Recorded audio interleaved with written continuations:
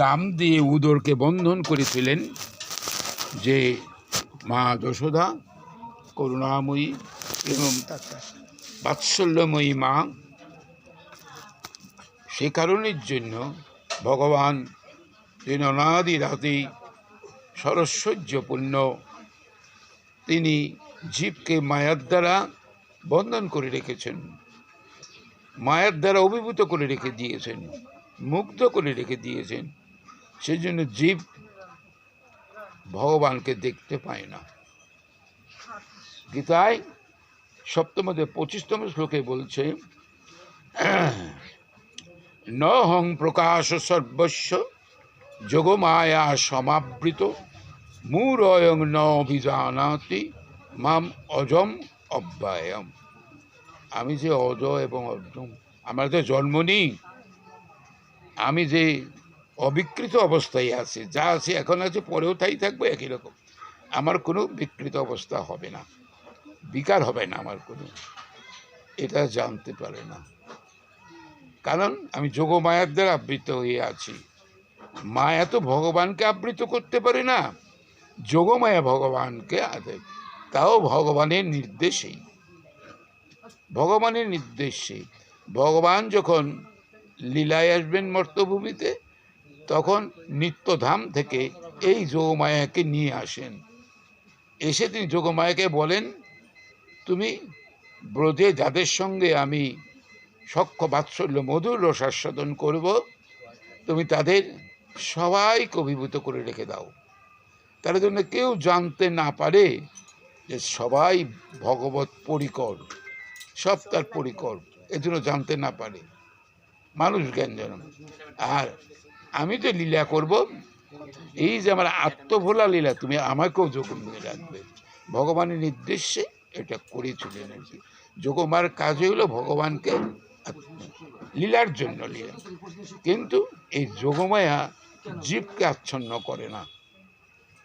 যোগমায়ের কাজটা হলো এই, যোগমায়ের কাজও জীবের জন্য রয়েছে।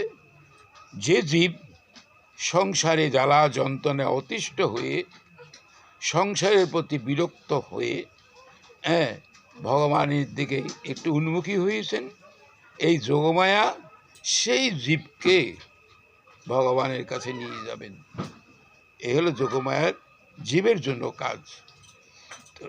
আর যারা সংসারের মধ্যেই ডুবে থাকবেন, সংসারের থেকে মুক্তি পাওয়ার জন্য কোনো চেষ্টাও করবেন না, ভগবানকে পাওয়ার জন্য চেষ্টা করেন, এই মোহ মুক্তির জন্য কোনো প্রচেষ্টাই নেই, তখন এই জীবগুলোকে মহামায়া সংসারের মধ্যে আবদ্ধ করে রেখে দেবে, তাকে আর মুক্তির কোনো সন্ধান পাবে না সে।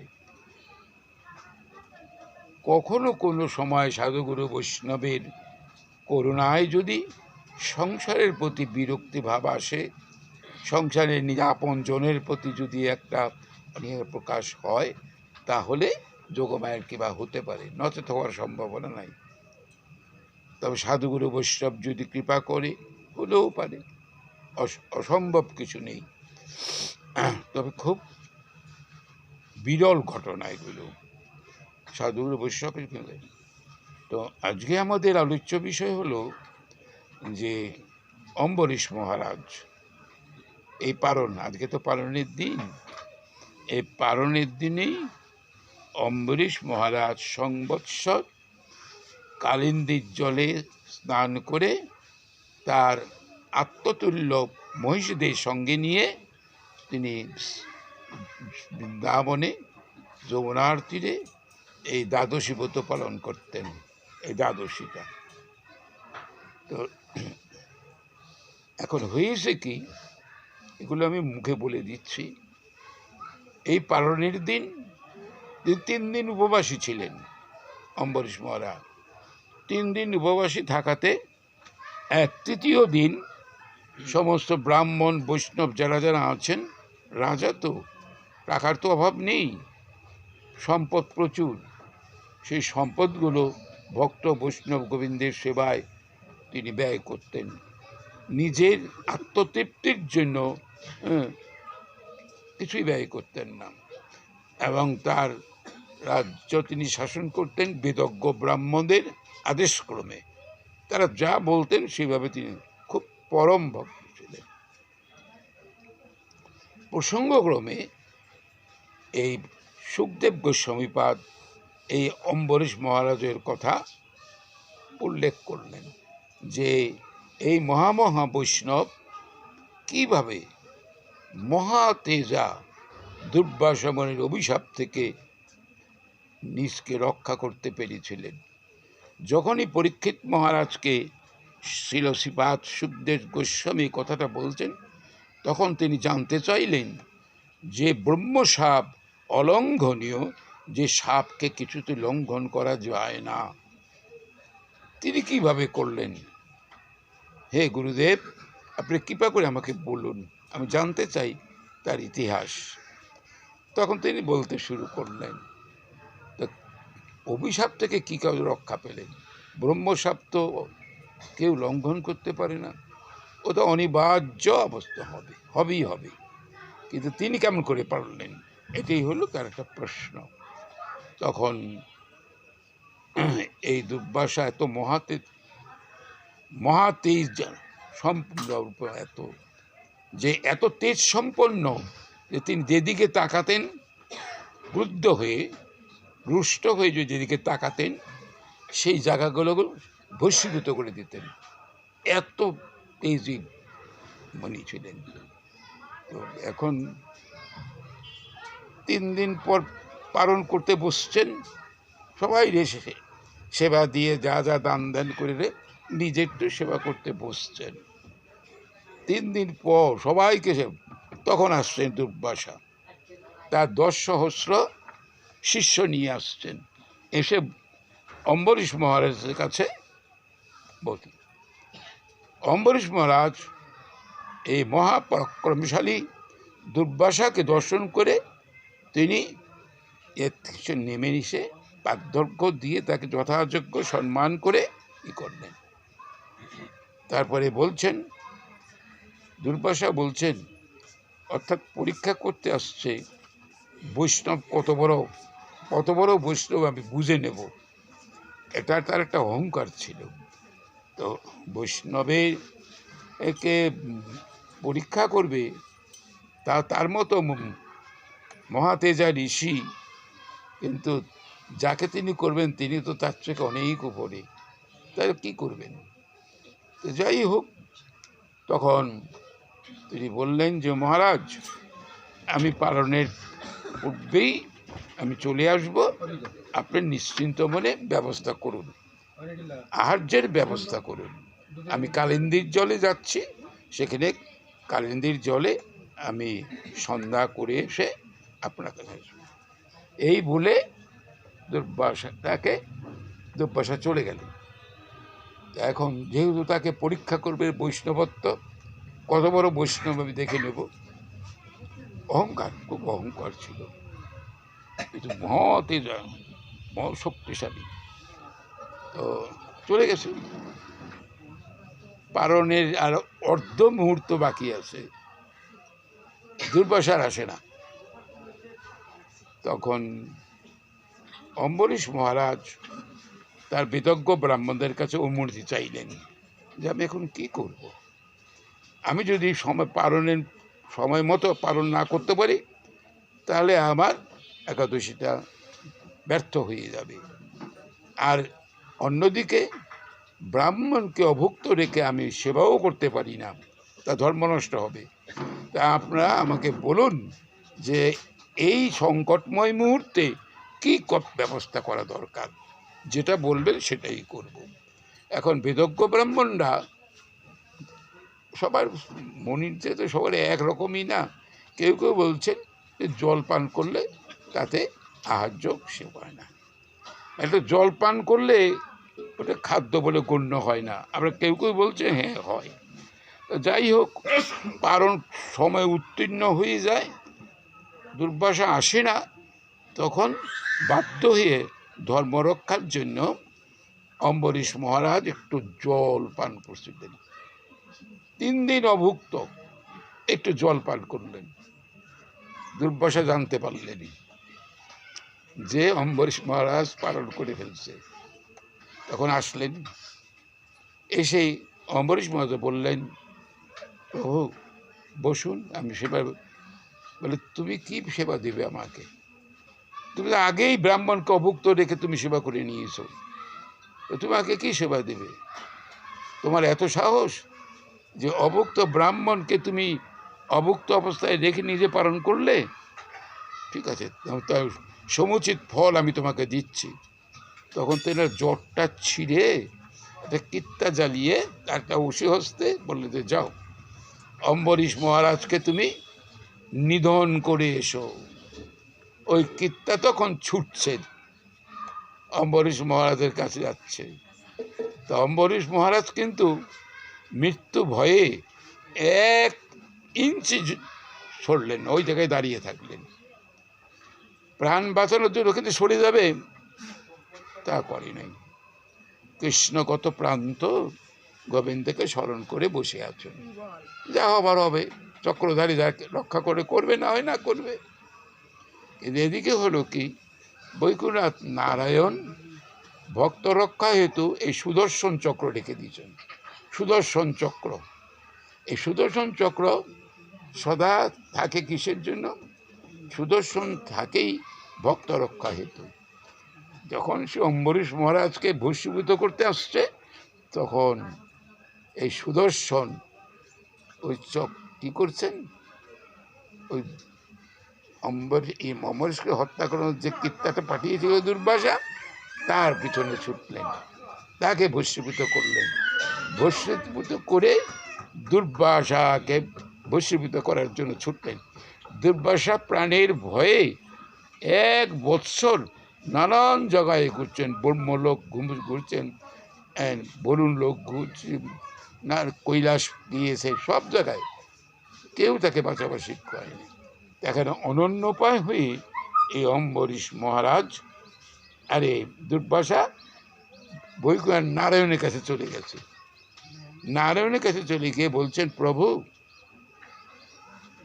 নরকের জীব নরকস্থিত থেকে নরকে স্থিত হয়ে তোমার এই ভুবনমঙ্গল নাম করে তারা উদ্ধার হয়ে যায়, আর আমি সশরীরে তোমার কাছে সমর্পিত হয়েছি, তোমার শরণাপন্ন হয়েছি, তুমি তোমার যে সুদর্শন, সেই সুদর্শন থেকে আমাকে রক্ষা করো। নারায়ণকে বলছে দুর্বাসা। তখন নারায়ণ বলছেন, হে দুর্বাসা, আমার কিছু করণীয় নেই, আমি তোমাকে কিছুতেই রক্ষা করতে পারবো না, কারণ আমি এই চক্রটি পূর্বাহ্নেই ভক্ত রক্ষা হেতু রেখেছি। অতএব ভক্ত কোনো বিপদে পড়লেই সুদর্শন তাকে রক্ষা করবে, এটা এখন আমার হাতে কিছু নেই। কারণ তুমি যদি রক্ষা পেতে চাও, তাহলে সেই অম্বরীশের চরণে তুমি শরণাপন্ন হও। প্রাণ ভয়তে প্রাণ বাঁচাবে তো, এখন প্রাণ বাঁচাবার জন্য ফিরে আসলেন। এখন আমরা জানতে চাচ্ছি বা কীরকম ভক্ত যে এত বড় ব্রহ্মসাপ থেকে নিজকে রক্ষা করে আবার এই দুর্বাসা যখন আসলেন, অম্বরীশের পায়ে পড়ে গেলেন, তখন অম্বরীশ সরে গেলেন দূরে, যে ব্রাহ্মণ পায়ে পড়ছেন।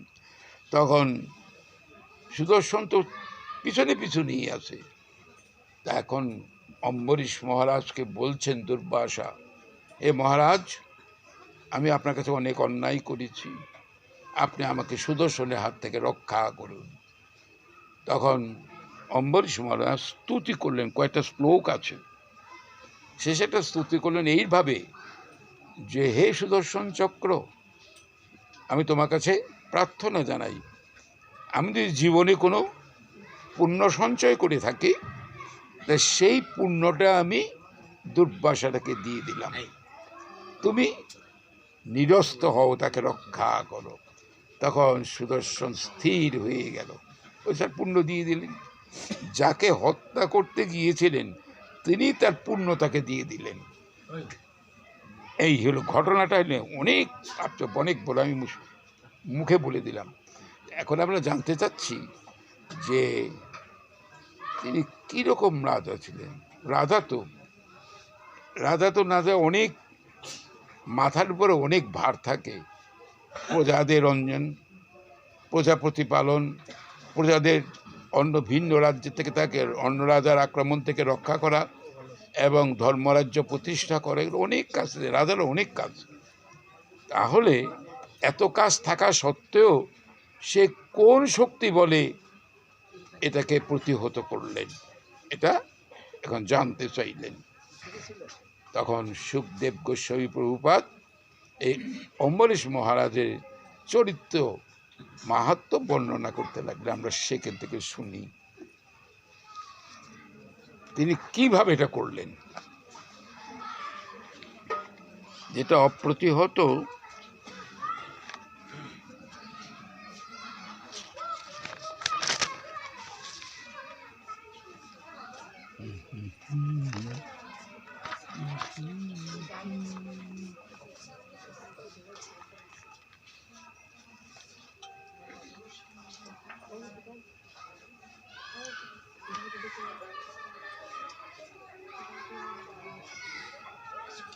শ্রীশুক উবাচ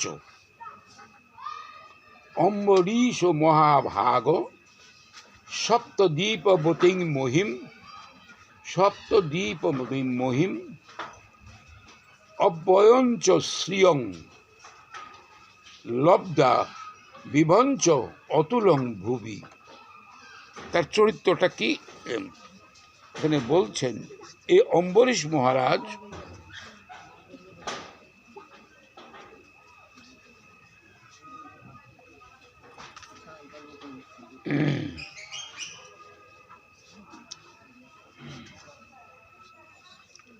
এই ধরাতলে সপ্তদ্বীপবতী পৃথিবী, সাতটা দ্বীপ তো আছে, অধিপতি, সপ্তদ্বীপ অধিপতি এবং অচলা লক্ষ্মী, অতুল বৈভব, লক্ষ্মী তার কাছে অচলা হয়ে আছে।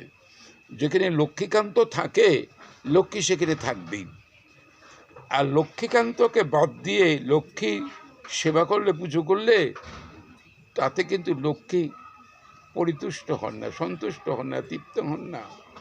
এই জন্য লক্ষ্মীকান্তকেই পুজো করতে হয় একসাথে। লক্ষ্মীকান্তকে সেবা করলে, নারায়ণকে সেবা করলে পরেই লক্ষ্মী তুষ্ট হন, কারণ তার পতি তো নারায়ণ, লক্ষ্মীপতি নারায়ণ, কান্ত আর কান্তা। আমাদের চৈতন্যদেবের শ্লোকে আছে, কান্ত সেবা সুখফুর সঙ্গম হইতে সুমধুর, তাতে সাক্ষী লক্ষ্মী রানী, নারায়ণী হৃদিস্থিতি তথাপি সেবায় মাতি, সেবা করে দাসী অভিমানী। লক্ষ্মী দেবী সবাই, লক্ষ্মী স্বর্গলক্ষ্মী আছে, মর্ত্যলক্ষ্মী আছে, রাজলক্ষ্মী আছে, 3 লক্ষ্মী আছে। তাই এই লক্ষ্মীকে বলছে কি যে আমি নারায়ণের হৃদির মধ্যে থাকি, বক্ষ সংলগ্না হয়ে আছি, কিন্তু আমার সবচেয়ে আনন্দ হলো তাকে সেবা করা, সেবা করে দাসী অভিমানী। নিজকে দাসী বলে নারায়ণের সেবা করে। আর এই লক্ষ্মী হলো অচলা হয়ে, যেহেতু গোবিন্দের নারায়ণের প্রতি অম্বরীশ মহারাজের অভূতপূর্ব ভক্তি রয়েছে, সে ভক্তির জোরে লক্ষ্মী অচলা। আর অতুল বৈভব, এত সম্পদ, অভাব তো নেই, কিন্তু এই সম্পদকে কি মনে করতেন? স্বপ্ন তুল্য মনে করেন। স্বপ্নে আমরা অনেক রাজা উজির নাজির কত কিছু হই, সকালবেলা উঠে থেকে ছিঁড়া কাঁথার মধ্যেই ঘুমিয়ে থাকি, দেখি স্বপ্ন তো কত কিছু দেখে। তাই এটাকে তিনি ভাবতেন, এই যে সম্পদ আমার, এত বৈভব, এটার কোনো মূল্য নেই, এখন আছে পরে থাকবে না। ওটার প্রতি খুব একটা তার আকর্ষণ ছিল না। আমরা এই জগতে যারা ধনী, তারা ধন সংগ্রহের জন্য, অর্জনের জন্য দিন রাত কঠোর শ্রম দিচ্ছেন। কত সম্পদ উপার্জন করা যায়, কত অর্থ উপার্জন করা যায়, বৈধ অবৈধ যেভাবেই হোক কর। সৎ পথে থেকে, ধর্মপথে থেকে উপার্জন করা কঠিন, তাতে পেটে জোগাড় করা খুব কঠিন হয়ে যায়। কিন্তু অম্বরীশ মহারাজ ভাবতেন যে ভগবান আমার শ্রীহরি আমাকে কৃপা করে এত সম্পদ, এই সম্পদের আমার কোনোই নেই, এটা স্বপ্নাপদ দিচ্ছেন, যে কোনো সময় নিয়েও যেতে পারেন। সেজন্য সম্পদের প্রতি তার খুব একটা দৃষ্টি ছিল না, দিয়ে দিতেন, অকাতরে দান করতেন। এবং অনিত্য মনে করিয়া, কারণ তিনি জানিতেন এই সকল বৃত্তের বিনাশ অবশ্যম্ভাবী। সম্পদ তো সবসময় একই রকম থাকে না, কোনো সময় দেখা যায় নিজের কারণে সম্পদ বিনষ্ট হয়ে থাকে না, নেই, দিন দরিদ্র হয়ে যায়, আবার দেখা যায় দিন দরিদ্র সম্পদশালী হয়ে যাচ্ছে। তো এগুলো তার কৃতকর্মের উপরই নির্ভর করে। যারা সম্পদ, প্রভূত সম্পদের অধিকারী, তারা যদি সেই সম্পদ আত্মনিন্দীয় প্রীতিবাসনায় ব্যয় করে নিজের সুখের জন্য, নিজের আত্মীয় স্বজন বন্ধু বান্ধব সবার জন্য যুক্ত করে, সেই সম্পদ ভগবান রাখেন না, নিয়ে যাবে। আর যারা ভগবানের কৃপাপ্রাপ্ত সম্পদ পান, সেই সম্পদগুলো সাধুগুরু বৈষ্ণব ভগবানের সেবায় ব্যয় করেন, তাদের সম্পদ কখনো নষ্ট হয় না, উত্তর উত্তর বৃদ্ধি পায়। আমি মনে করি যে এই 10টা টাকা দেব, তার চেয়ে টাকা ভালোই, কিন্তু টাকাটা তো আপনার না, আপনার তো না, হলো গোবিন্দের। এটা দুঃখী কাঙ্গালিলে দিলে পরে ভগবান খুশি হবে, তার সেবা দিলে, তার সেবার দ্বারা ভক্তের সেবা দিলে পরে তারপরে দিতে ভগবান তৃপ্ত হবেন। আমরা তো অনেক সময় সেগুলো বুঝি না, নিজের ইন্দ্রিয় সুখের জন্য কত টাকা ব্যয় করি, কিন্তু গৃহে সাধুগুরু বৈষ্ণবের সমাবেশ করে কৃষ্ণ কথা আস্বাদন করব, এটা করব না, এটা করব না। এদের থেকে অনেক ধনী ধনী লোক আছে, তারা তো করতে পারে, করবে না, বলে এই ঝামেলা কেটা করে বসে বসে। কিন্তু ভগবান যে কত সন্তুষ্ট হন, গৃহের যে কত মঙ্গল হয়, এই বৎসরান্তে একবার করে তো প্রভু কৃপা করুক যেন প্রতি বছর করতে পারি। আমি আছি, আগামীতে থাকবো না, অক্ষুণ্ণ হবে থাক। তো এই হলো অম্বরীশ কাহিনী। তারপরে কি বলছেন, মানুষ এই অতুল বৈভবের সত্তায় এবং বিনাশে আসক্ত হইয়া এই মোহসাগরে নিমজ্জিত হইয়া থাকে। সম্পদ যদি নষ্ট হয়ে যায়, আপনি শোকাভিভূত হবেন, শোক করবেন, হায় রে আমার এই টাকা চলে গেল, ওই চিন্তা করতে দিন বইলে যাবেন, পাগল হয়ে যাবেন। আবার সম্পদ যদি না থাকে, এই সম্পদের জন্য ভগবানের কাছে প্রার্থনা হবে, ঠাকুর আমার এই দারিদ্রতা তুমি দূর করো, আমি একবারে তো খেতে পারি না আমাকে, কিন্তু আমার এই দুর্দশার জন্য ভগবান দায়ী নয়। শ্রীমদ্ ভগবদ্গীতায় বলছেন যে 29তম শ্লোকে 7ম অধ্যায়, সমহং সর্বভূতেষু ন মে দেশস্তি প্রিয়, যে ভজন্তি তুমাং ভক্তা মই তে তেষু চোপি অহম। বলছেন কি, আমি সকলে পাচ্ছি, আমার কোনো সত্য মিথ্য কিছু নেই, আমি কাউকে ঢেলে দেই না, আবার কাজটা নিয়েও যাই না, সব কর্মফল, যার যে কর্মফল ভোগ করার জন্য আসছে সে কর্ম অনুযায়ী ফল দিয়ে থাকি। তা আমার যে দারিদ্রতাটা বা আমার যে অভাব, এটা আমার কর্মের ফলে হয়, ভগবান আমাকে অভাবগ্রস্ত করে দেয়নি, এটা আমার নিজের। তবে যারা অভাবী লোক, তারা স্বাভাবিকভাবেই ভগবানের প্রতি অনুরক্তি প্রকাশ করে থাকে, তারা ভগবানের খুব ডাকে। যারা খুব দিন দরিদ্র, দেখবেন সে সম্পদ প্রাপ্তির হোক বা দারিদ্রতা দূরীভূত করবার জন্যই হোক, যে কারণেই হোক, ভিতরে অভাব আছে বলে এটা করছেন, তাকে ডাকে ভগবান, সেই দিন দরিদ্র জীবের ডাকে সাড়া দেন। মানুষকে চিরদিন দুঃখে রাখাটা ভগবানের ইচ্ছা না। আমরা বলি পাশের একজন লোক 5 তলার উপরে সুখসজ্জায় এসে কত বিলাসবহুল জীবনযাপন করছে, আমি একবেলা খেতে পারি না, আমার একবেলা খাওয়া জোটে না। ভগবানের কি এই এটাই কি তার ন্যায় বিচার? বলি না ভগবানকে অভিযোগ দেই, কিন্তু আদতে বুঝতে হবে তো যে ভগবান এতে কিছু নেই, এটা আমার কর্মের ফল। তথাপি কর্মফলবাদী জীব যদি ভগবানকে আত্মীয় সহকারে ডাকে, ভগবান তার এটা দূর করবেন। জীবকে কষ্টে রাখা, দুঃখে রাখা, এটা ভগবান চান না।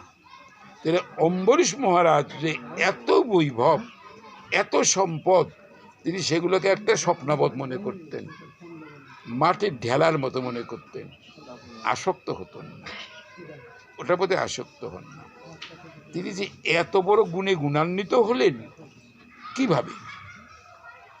এই যে বিষয়ের প্রতি যে একটা বিরক্তি ভাব, সম্পদের পিছনে ধাওয়া না করা, ছুটে না যাওয়া, ভগবানের চরণে মন রাখাটা, এটা তো সকলের ভাগ্যে হয় না, সকলের ভাগ্যে হয় না। আমরা এই প্রাকৃত জগতে সুখ স্বাচ্ছন্দ্য বিধানের জন্য অর্থের পিছু ছুটি। কিসের ভগবানকে ডাকাডাকি, কিসের তার সেবা পুজো? অর্থের পিছনে ঢুকি। কিন্তু তিনি কৃপা না করলে তো আমি অর্থ অর্জন করতে তো পারবো না। যিনি যে সম্পদেও অর্জন করেছেন, সাথে কিছু নিয়ে আসেন নাই, এখান থেকে তিনি করেছেন ভগবানের অশেষ করুণার ফলে। অশেষ করুণায় তিনি পেয়েছেন। তাকে বুঝতে হবে যে ভগবানের কৃপা ছাড়া এগুলো হয় না। যারা এটা না বুঝে অনুযোগ দেয় ভগবানকে, যে তুমি এত করেছো একজনকে, আর একজনকে নিঃস্ব করে রেখে দিয়েছো, এই কি তোমার বিচার? আমরা এগুলো বলে থাকি। তো অম্বরীশ মঠের জেনে নিয়েই কি করছেন দেখ।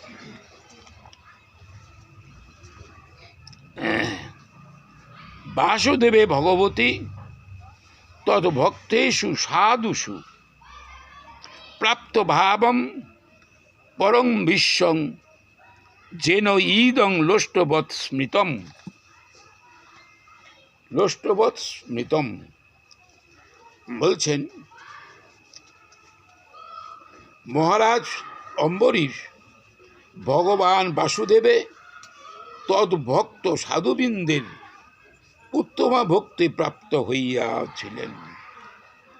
ভগবান বাসুদেব, যিনি প্রত্যেকটি জীবের অন্তরে রয়েছেন, বিশ্ব যার উদরের মধ্যে আছেন, তিনি হলেন বাসুদেব। বসুদেবের পুত্র বাসুদেব এই অর্থ এটা নয়। যিনি বিশ্বব্যাপী আছেন, যিনি প্রত্যেকটি জীব অন্তরে, তাকে বলা হয় বাসুদেব।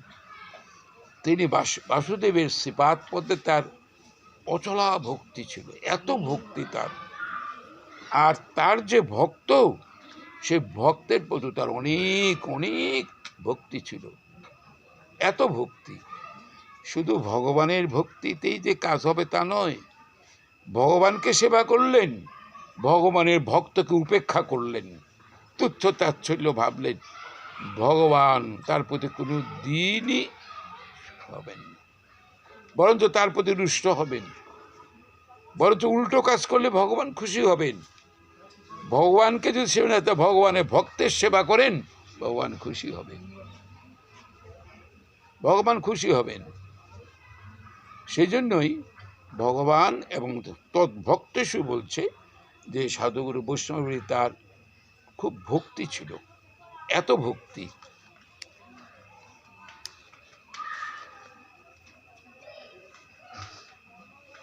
ওই ভাবের দ্বারা তার পক্ষে সমস্ত বৈভব লোষ্ট, লোষ্ট মানে ইটের মতো মনে হতো, লোষ্টবৎ অতি তুচ্ছ বলিয়া পরিগণিত হইত। তার যে অতুল বৈভব সম্পদ, এগুলো ভাবতেন যে একটা মাটির ঢেলা, এটা ভাবতেন। এখন আছে, পরে থাকবে না, তো ওটার প্রতি আসক্ত হতেন না। ভগবানের চরণে তার অহিতুকি ভক্তি। শ্রীমদ্ ভাগবতে বলছে একই কথাই, সবই পুংসা পরো ধর্ম যথা ভক্তি অদক্ষচে অহৈতুকি অপ্রতিহতা জয়াত্মা সম্প্রসীদতি। সেটাই হল শ্রেষ্ঠ ধর্ম, পর মানে শ্রেষ্ঠ ধর্ম। যথা ভক্তি অদক্ষ, ইন্দ্রের অতীত যিনি, শ্রী ভগবানের শ্রীপাদ পদ্মে সেই ভক্তি সমর্পণ করলে পরে এগুলো শ্রেষ্ঠ ধর্ম, এর পক্ষে ধর্ম নাই। ভগবান নিজেও সেই কথাটা বলছেন। গীতায় ভাষ্যে দেখা যায় ভগবান বলছেন অর্জুনকে, অর্জুন তোমাকে খুব গোপন কথা বলছি, অনেক জায়গায় গোপনে কথা বলছেন, তবে এর উপর আর গোপনীয় কিছু নেই। তুমি আমার অত্যন্ত প্রিয়, তুমি আমার কথা সম্পর্কে বিশ্বাস করতে, তাই তোমাকে বলছি যে দেখো তোমার কিচ্ছু করার প্রয়োজন নেই, আমাকে মনটা দিয়ে, যে মন দিয়ে তুমি বিষয়ের ভিতরে ঘোরাফেরা করছো, যে মন বিষয়ের মধ্যে তুমি দিয়েছো, সেই মনটা আমার চরণে দিয়ে দাও। মন মনা ভব, মদ ভক্ত, আমার ভক্ত হও, মদ যাজি, আমাকে পূজার্চনা করো, মাং নমস্কার, আমাকে প্রণাম করো, মা মে বৈশ্যতে সত্যম প্রতি জানে প্রিয় হোসিমে, তুমি আমার প্রিয়, তুমি অবশ্যই আমাকে পাবে। গীতায় এই কথাটা বলছেন, ভাগবত ওই শ্লোকে বলছেন যে জীবের কর্তব্য হলো ভগবানের শ্রীপাদ পদ্মে অহৈতুকী ভক্তি নিবেদন করা। অহৈতুকী মানে কোনো হেতু নেই, ভগবানের কাছে কিছু চাচ্ছেন না। আমি কেন কৃষ্ণ সেবা করছি, কেন? যে কৃষ্ণ সন্তুষ্ট হবে, আনন্দ পাবেন, তার পিত্তার্থে, তার সুখের নিমিত্ত আমি তাকে পূজার্চনা করছি, বন্দনা করছি। আমার নিজের কিছু পাওয়ার, তো ভগবানকে যদি কেউ তার সেবার দ্বারা পরিতুষ্ট করতে পারেন, ভগবান সেই ভক্তের সমস্ত অভীষ্ট পূর্ণ করে দেবেন। আর ভগবানকে উপেক্ষা করিয়া অন্য কাউকে তুষ্ট করার জন্য চেষ্টা করবেন, সেটা ব্যর্থতায় পর্যবসিত হবে, সে ব্যর্থ কিচ্ছু হবে না। তো অম্বরীশ মহারাজগুলো জানেন, ভক্ত জানেন যে কাকে ভক্তি নিবেদন করলে পরে আমার শ্রীহরি আমার প্রতি কৃপা করবেন, জানে। সেই জন্য বলছেন বাসুদেব তার রতি ছিল এবং তার ভক্ত সাধুবৃন্দের প্রতি মুক্তি ছিল। কারণ সাধু সজ্জন ছাড়া আমার এই অনন্তকাল পর্যন্ত যে কৃষ্ণকে ভুলে রয়েছি, বিষয়ের মধ্যে ডুবে রয়েছি, আমার এই মোহমুক্তি আর কেউ করতে পারবে না। আমার এই মোহমুক্তি করবে একমাত্র সজ্জন ব্যক্তি বা সাধু ব্যক্তি, কৃষ্ণ ভক্ত। তিনি আমার এই আকর্ষণ, আমার এই আসক্তিটা তিনি দূর করতে পারবেন। বিষয় আসক্তি এত কঠিন জিনিস যে আপনি কিছুতেই সে আসক্তি দূর করতে পারবেন না।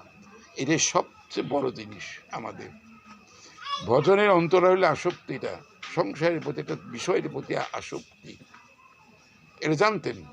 এই জন্য তিনি ওর মধ্যে খুব একটা ছিলেন না।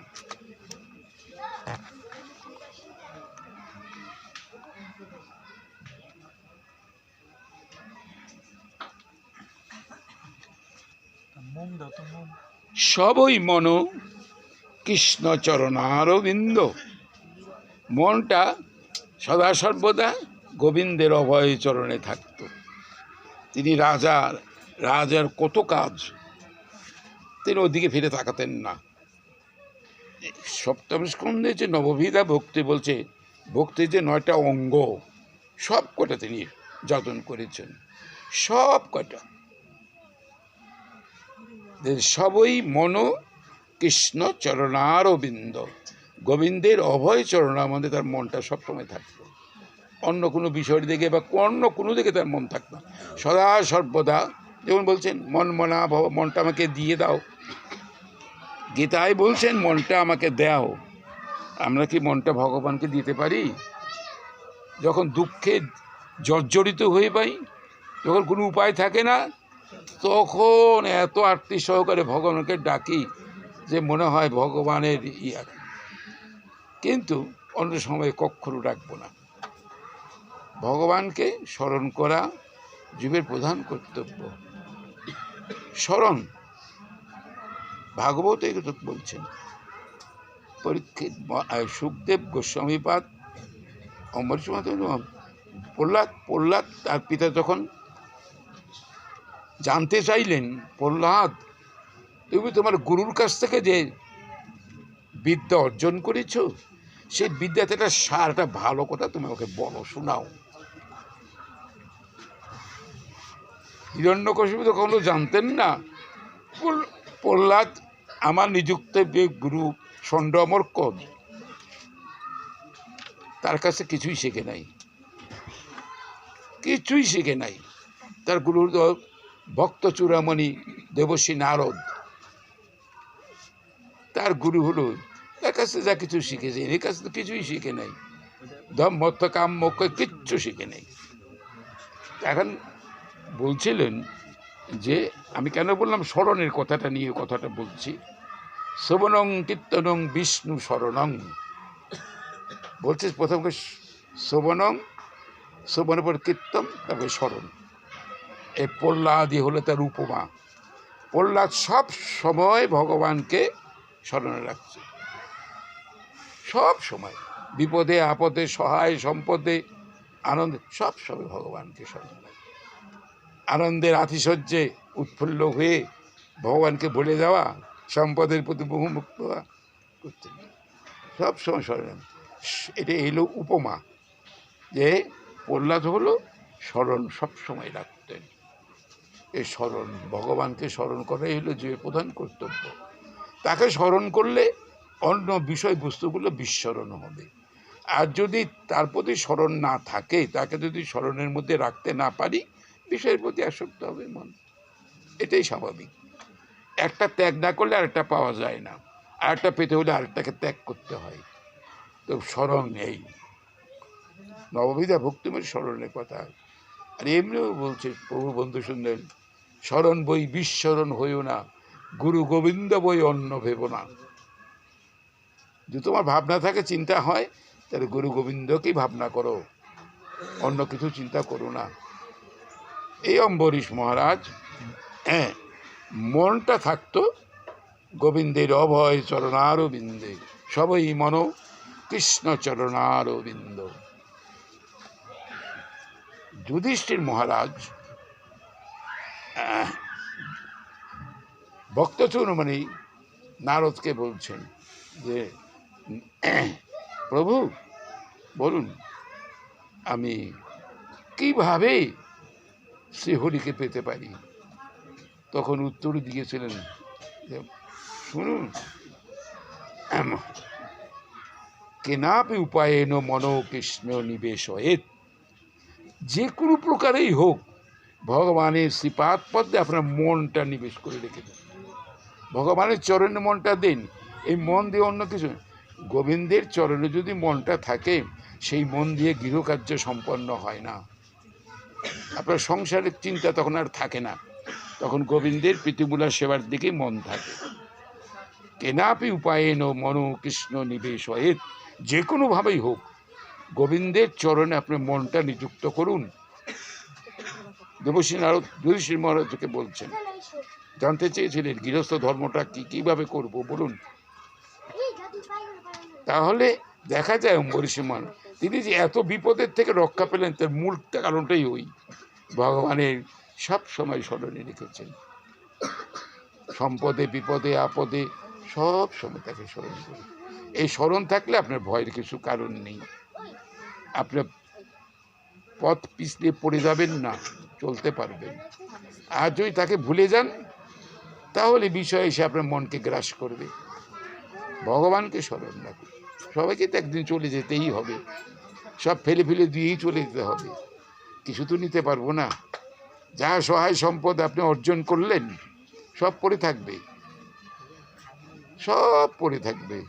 আপনার মতো আপনি চলে যাবেন, সব পড়ে থাকবে। তাহলে সারা জীবন ভরে অর্থের পিছনে যে যে সমস্ত অর্জন করলাম, সব তো রেখেই গেলাম। সম্রাট আলেকজান্ডার কাহিনী আছে, গ্রীসের অধিপতি ছিলেন, পরাক্রমশালী। তিনি মৃত্যুর পূর্বে তার সেনাপতিদের কাছে আর অদ্ভুত কথা বলে গেছিলেন যে, দেখো, আমার মৃত্যুর পর আমার এই সবটা, হ্যাঁ, কোনো শকটেও যাবে না, কিছুই যাবে না, ডাক্তাররা আমার সবটা বয়ে নিয়ে যাবে, ডাক্তার এই সব আমার নিয়ে যাবে। আর কি জানো, হাত দুটো বাইরে রেখে দেবে, আর আমি যত সম্পদ করেছি তার অংশ বিশেষ আমার উপর দিয়ে সব ছিটিয়ে দেবে, এই তিনটা কথা বলছিলেন। কারণ আছে, যে প্রথমে বলছেন যে চিকিৎসক আমার সব জানবে, ইতি ছিল তো। কারণ হলো রোগ চিকিৎসক সারায় মাধ্যমে, তো চিকিৎসক রোগ সারাতে পারে না। চিকিৎসাকালীন অবস্থায় দেখা যায় রোগীর মৃত্যু হয়, রাখতে পারে না, বাঁচাতে পারে না। তখন এই জন্যে বলছিল যে রোগ থেকে মুক্তি ডাক্তার দিতে পারবে না, দিতে পারবে ঈশ্বর। অতএব ডাক্তার দেওয়া।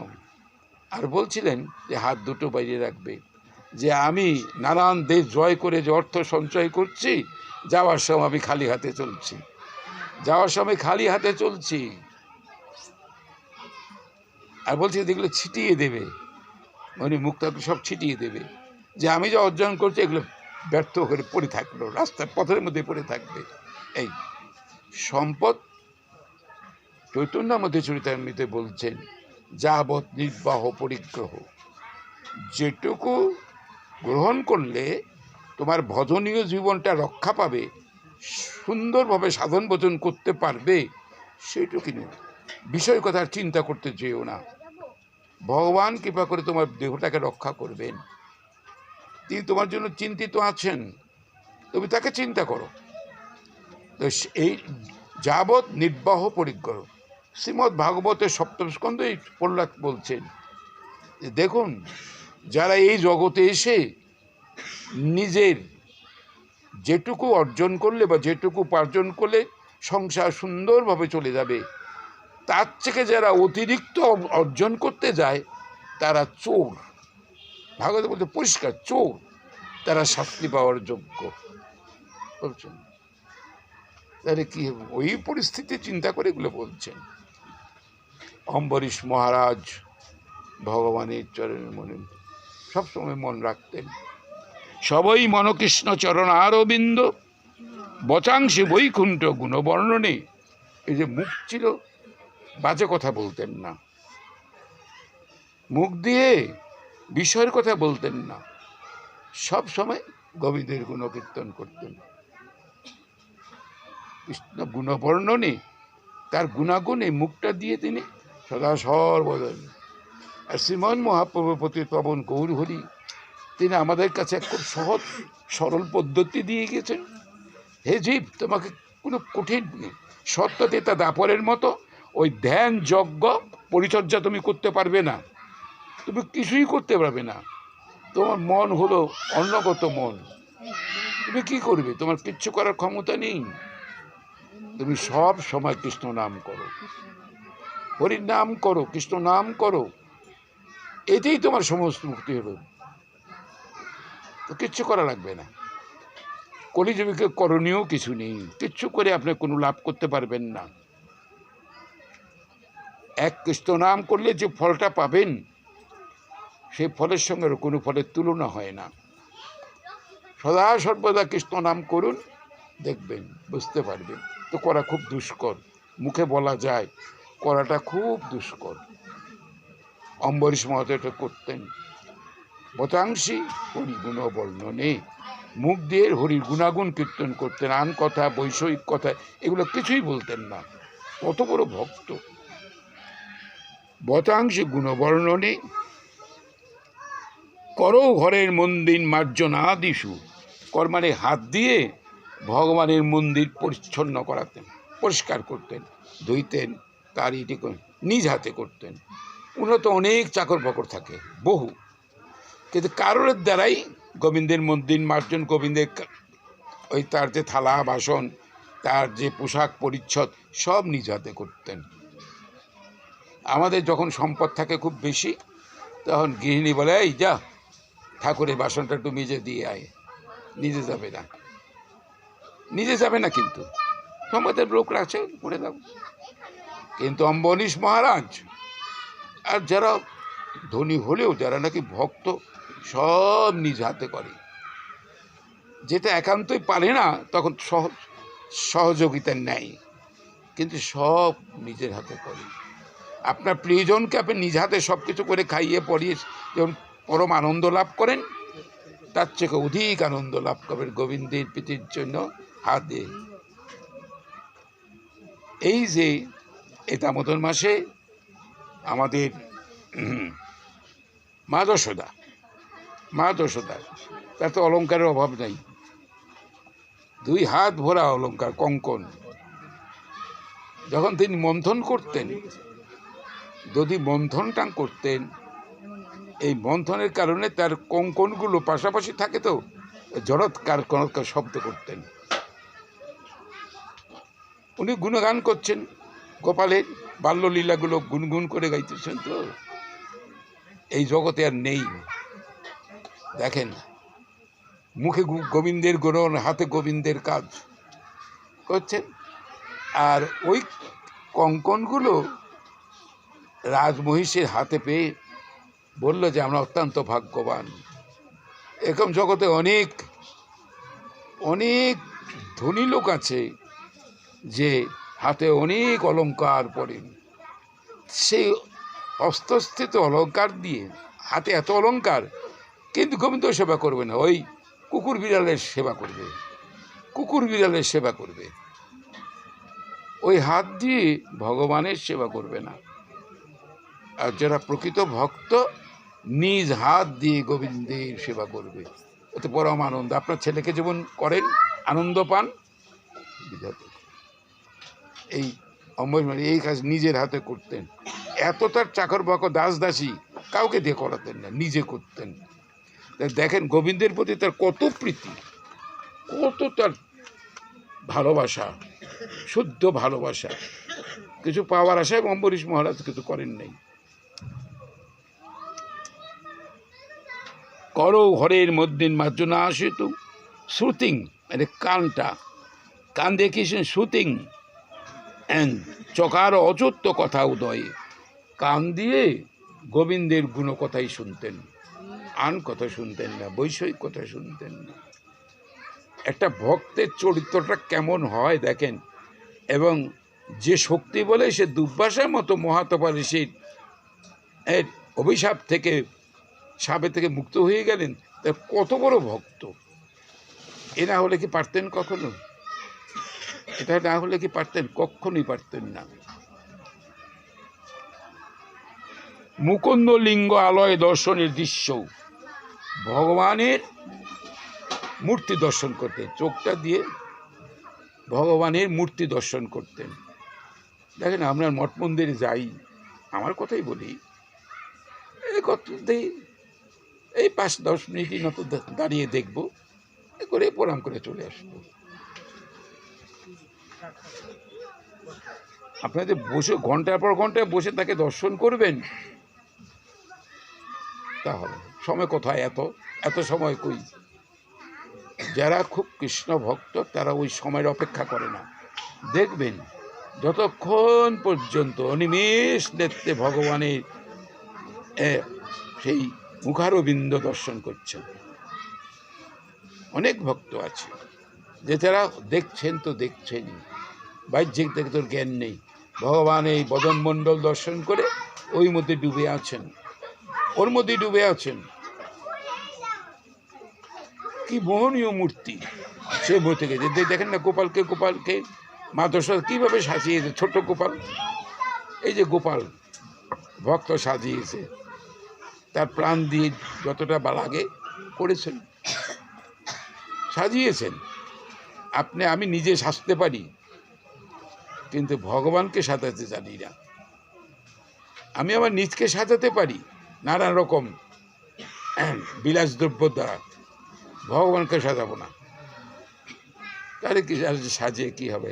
কে দেখবে তাকে? আমাদের বিজয়কৃষ্ণ গোস্বামী প্রভুপাদ ছিলেন শান্তিপুরে, অদ্বৈত বাবুর বংশধর, ঢাকায় খুব নাম করেছেন।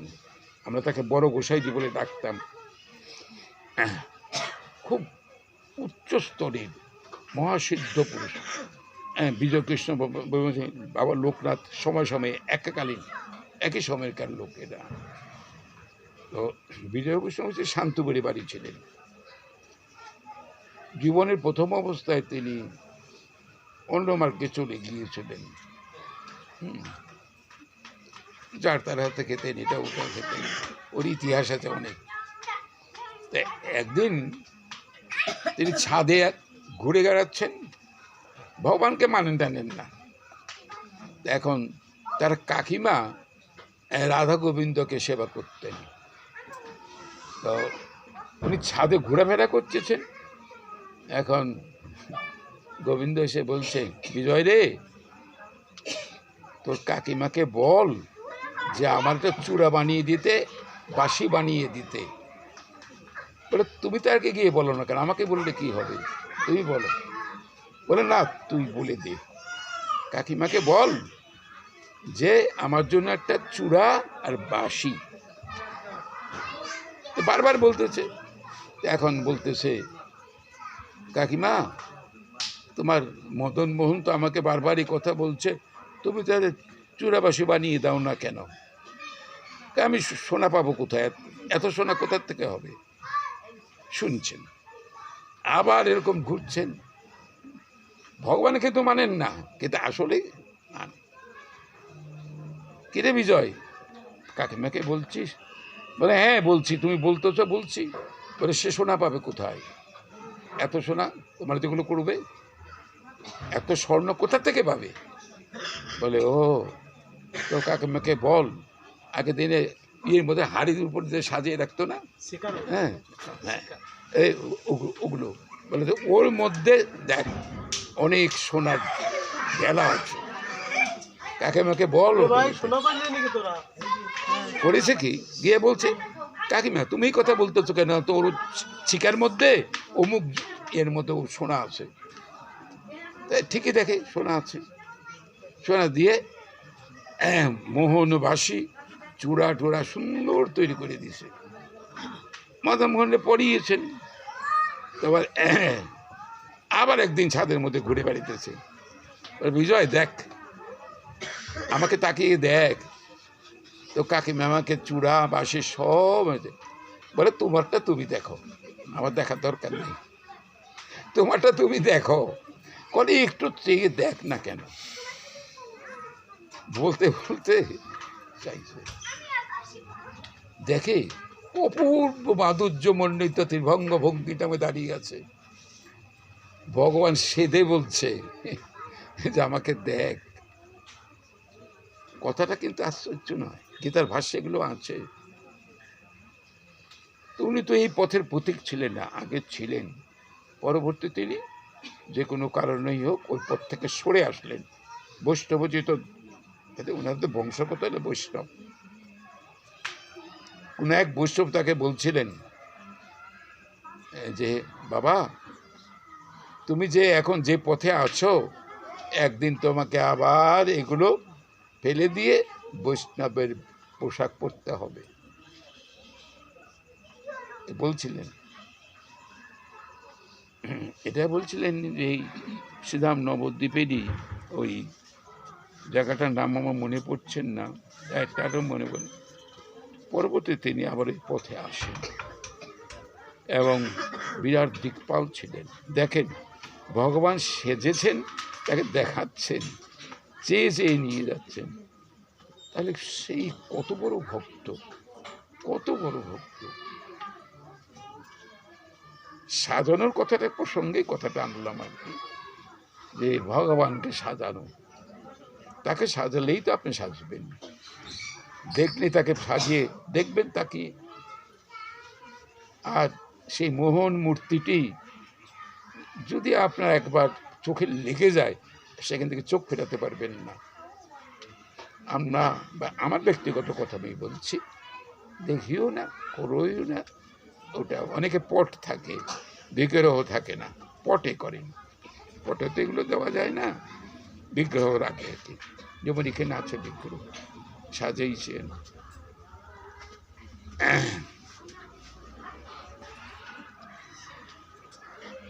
সৎ কথা আদায়, মুকুন্দ লিঙ্গ আলয় দর্শনে দৃশ্য। চোখটা দিয়ে ভগবানের এই মোহন মূর্তি দেখতে, লিঙ্গ আলয় দর্শনে, ভগবানের লিঙ্গ আলয়তে অর্থাৎ তার বিগ্রহ দৃশ্য তদ্ভৃত্ত গাত্র স্পর্শেষু অঙ্গ সঙ্গমম, আর তার প্রিয় শুদ্ধ ভক্তকে আলিঙ্গন করতেন, তার অঙ্গ স্পর্শ করতেন। আমি আমার ভক্তি থাক বা না থাক কিছু আসে যায় না, আমি যদি একজন শুদ্ধ ভক্তের অঙ্গ স্পর্শ করি বা আলিঙ্গন করি, তার ভাবটা আমার উপর প্রচারিত হবে, তার ভাবটা আমার কাছে চলে আসবে। আমরা একে অপরকে আলিঙ্গন করি কেন? ভাব বিনিময়, ভাবটা বিনিময় হয় আর কি, যে আমি আলিঙ্গন, তিনি আমাকে আলিঙ্গন করলেন, ওনার ভাবটা আমার ভিতরে চলে আসবে, আমার ভাবটা তার ভিতরে। আমার যদি কোনো ভাবইও না থাকে, ভাব যদি কোনো নাও থাকে, ওই পরম ভক্তের গাত্র স্পর্শজনিত কারণে আমার ভিতরে সেই রাগটা চলে আসবে। এই জন্য এই জন্য এই কথাটা এখানে বলছেন, ভক্তকে আমরা আলিঙ্গন করি না, প্রায় তো এখানে দেখা যায় আলিঙ্গন করি, হইল একজনের ভাব থেকে আরেকজন ভাবে চলে আসে আর কি।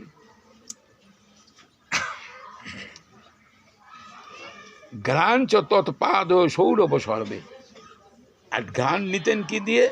ভগবানের শ্রীপাদ পদ্মে যে সুগন্ধি পুষ্প থাকতো অর্পণ করত, সে ঘ্রাণ নিতেন, সেই ঘ্রাণ নিতে ভগবানের চরণে, চরণ সংলগ্ন যে সুগন্ধি পুষ্প সেটা তিনি খেলেন। ঘ্রাণঞ্চ ঘ্রাণঞ্চ তৎপাদ সরেজ সৌরভে শ্রীমৎ তুলস্যা রসনাং তদর্পিতে, আর এই জিহ্বায় কি দিতেন? তুলসী। তুলসী, তুলসী কিন্তু অনেক গুণ। এই কার্তিক মাসে তুলসীকে সেবা করতে হয়। হ্যাঁ, গোবিন্দ প্রেয়সী তো বৃন্দে, এই কার্তিক মাস ভরেই তার গুণকীর্তন, তার পরিক্রমা, তার সেবা এগুলো করতে হয়। তুলসীকে সেবা করলে পরে গোবিন্দের কৃপা লাভ করতে পারবেন। আর তিনি তার জিহ্বায় দিতেন তুলসী, ভগবানের শ্রীপাদ পদ্মে সংলগ্ন যে তুলসী দল, সে তুলসী দিতেন। আর যারা এই জগতে এসে আর কিছু করুক বা না করুক, ভগবানের শ্রীপাদ পদ্মে ভক্তি বিশুদ্ধ তুলসী অর্থাৎ চন্দন দিয়ে মিশ্রিত তুলসী যদি ভগবানের শ্রীপাদ পদ্মে অর্পণ করেন, আপনার মহাধর্ম হয়ে যাবে। আর ভগবানে যে ভক্ত, তার কিছুই দেয় না, শুধু জল আর তুলসী তাকে দিয়ে দেয়। ভগবানের বলছেন, আমি তার কাছে বিকৃত হয়ে যাই, আমি বিকৃত হয়ে যাই। তুলসী দল মাত্রেন জলস্য চুলুকেন বা বিকৃণেত সমাৎপানং ভগবান ঈশ্বর হরি। ভক্তের কাছে তিনি বিকৃত হয়ে যান, পশুর মতো বিক্রি হন। যে স্বভক্তি অন্তরে এক গণ্ড জল আর একটা তুলসী পত্র গোবিন্দের চরণে দেয়। জগদীশ বাবা সিদ্ধ মহাত্মা, পরম বৈষ্ণব শ্রীদাম নবদ্বীপে জগদীশ বাবা 120 না 22 বছর তিনি বেঁচে ছিলেন, বৃদ্ধ হয়েছেন। এই চোখের পাতা চোখ ঢেকে গেছে, এই চোখের পাতা ঝুলে পড়ে গেছে, চোখ দিয়ে দেখতে পারেন না। এই চোখ এরকম হাত দিয়ে উঠলে পরে তিনি জীবনের শেষ মুহূর্ত পর্যন্ত তার চরণ গিরিধারীকে চরণে তুলসী দিতেন, দেখতে পেতেন না, কিন্তু ওই শিষ্যদের বলতে দেখতো, আমার চোখটা একটু ধরে দেখতো উপর দিকে, তখন তিনি গোবিন্দের চরণে তুলসীটা দিতেন। দেখেন, উনি বলতেন যে দেখো বাবা, আমরা এমনই পাপী লোক যে গোবিন্দের শ্রীপাদ পদ্মে নিষ্কামভাবে যে এটা তুলসী দেব, সেই মনোবৃত্তিও আমাদের নেই, সেই মনটা আমাদের ভিতরে নেই। আমরা সবসময় খালি বিষয় নিয়ে ব্যস্ত থাকবো। তিনি নিজেই কথাটা বলে বলছেন। আর ভগবান তুলসীতে যতটা তিনি পরিতুষ্ট হন, অন্য কোনো উপকরণে তিনি অত পরিতুষ্ট হবেন না। তুমি কিছু না দিতে পারে, এক গুণ্ড জল, এক তুলসী জল দিয়ে ভগবান তার কাছে বিকৃত হয়ে যাবে। এত বড় কথা বলছেন।